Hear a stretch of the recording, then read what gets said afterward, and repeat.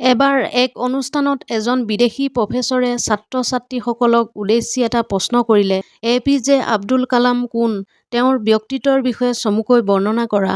তেতিয়া তাত বহি থকা এজন ছাত্ৰই উত্তৰ দিলে যে তেওঁ এনে এজন ভাৰতীয় যাৰ নামৰ আগত পৃথিৱীৰ সকলো বিশেষণ লগালেও তেওঁৰ ব্যক্তিত্বক, তেওঁৰ চৰিত্ৰক, তেওঁৰ নিজৰ জীৱনত কৰা কঠোৰ পৰিশ্ৰমক কোনেও শব্দৰে বৰ্ণনা কৰিব নোৱাৰে। সশ্ৰদ্ধা প্ৰণাম এনে এজন মহান ব্যক্তিক যাৰ জন্ম যদিও এটা দৰিদ্ৰ পৰিয়ালত হৈছিল, তথাপিও তেওঁৰ সপোনবোৰ কিন্তু টকা-পইচাৰ ওপৰত নিৰ্ভৰশীল নাছিল।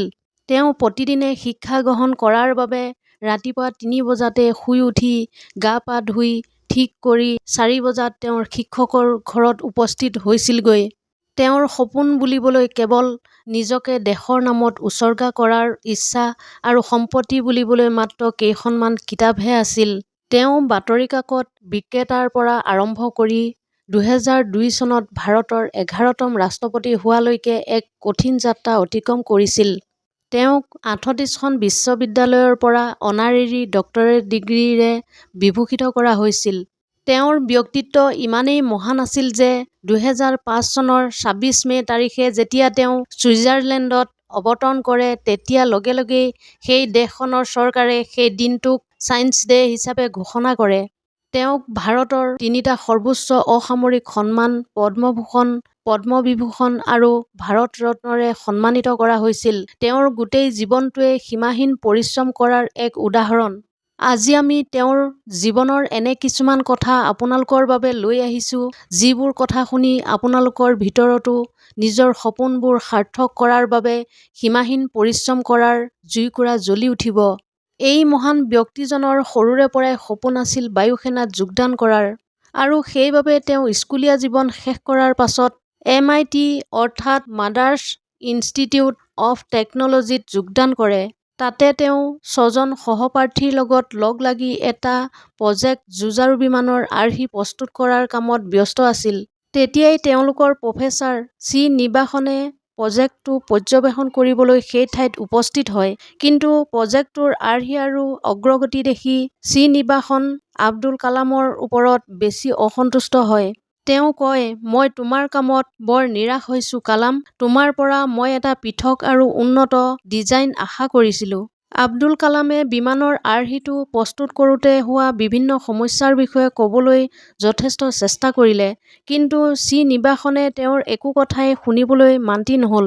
উপায়হীন হৈ কালামে শ্ৰীনিবাসৰ পৰা আৰু এমাহ সময় বিচাৰিলে প্ৰজেক্টটো এটা নতুন আৰু উন্নত ৰূপত প্ৰস্তুত কৰিবলৈ। কিন্তু শ্ৰীনিবাসনে কালামৰ ফালে চাই ক'লে, তোমাক আৰু মাত্ৰ ৩ দিনৰ সময় দিয়া হ'ব আৰু এই ৩ দিনত যদি তুমি প্ৰজেক্টটো এটা নতুন ৰূপত প্ৰস্তুত কৰিব নোৱাৰা, তেনেহ'লে তুমি তোমাৰ স্কলাৰশ্বিপ হেৰুৱাবা। যিটো কামৰ বাবে কালামে এমাহৰ সময় বিচাৰিছিল, সেই কামটোৰ বাবে তেওঁক মাত্ৰ ৩ দিনৰহে সময় দিয়া হ'ল।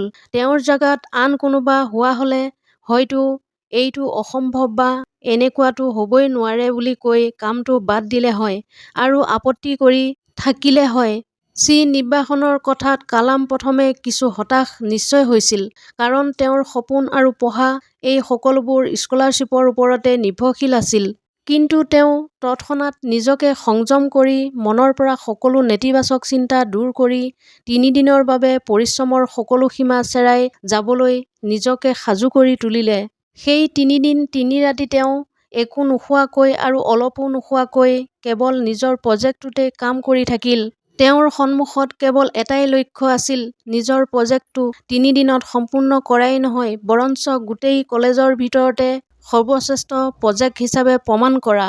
আৰু ৩ দিনৰ পাছত যেতিয়া প্ৰফেচাৰ শ্ৰীনিবাসনে কালামৰ প্ৰজেক্টটো চাবলৈ আহিল, প্ৰজেক্টটো দেখিয়েই তেওঁ হতভম্ব হৈ পৰিল আৰু আনন্দতে কালামৰ পিঠিত থপৰিয়াই ক'লে যে মই জানো প্ৰজেক্টটো প্ৰস্তুত কৰাৰ বাবে মাত্ৰ ৩ দিনৰ সময় দি মই তোমাক যথেষ্ট কষ্ট দিলোঁ। তোমাৰ যোগ্যতাৰ ওপৰত মোৰ অকণো সন্দেহ নাছিল।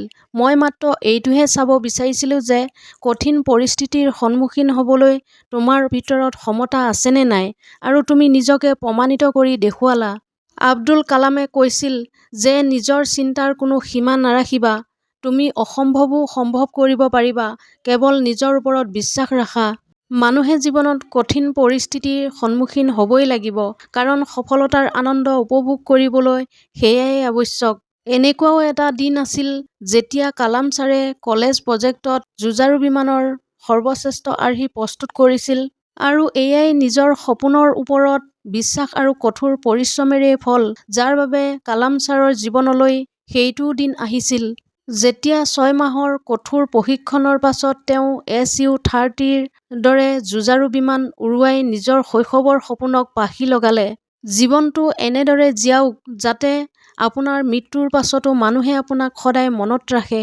আপোনাৰ ভিতৰতো যদি সপোনবোৰৰ প্ৰতি দৃঢ়তা আছে, তেনেহ'লে কালাম ছাৰৰ জীৱনৰ এই কথাখিনি সদায় মনত ৰাখিব যে জীৱনত এটা লক্ষ্য নিৰ্ধাৰণ কৰিব লাগে, সদায় নতুন নতুন জ্ঞান আহৰণ কৰি যাব লাগে, কঠোৰ পৰিশ্ৰম কৰিব লাগে আৰু সফল জীৱন এটা পাবলৈ দৃঢ় হ'ব লাগে। লক্ষ্য যিমানেই ডাঙৰ হয়, সমস্যাও সিমানেই ডাঙৰ হ'ব, কিন্তু তাক পাৰ হৈ আগুৱাই যাব লাগিব।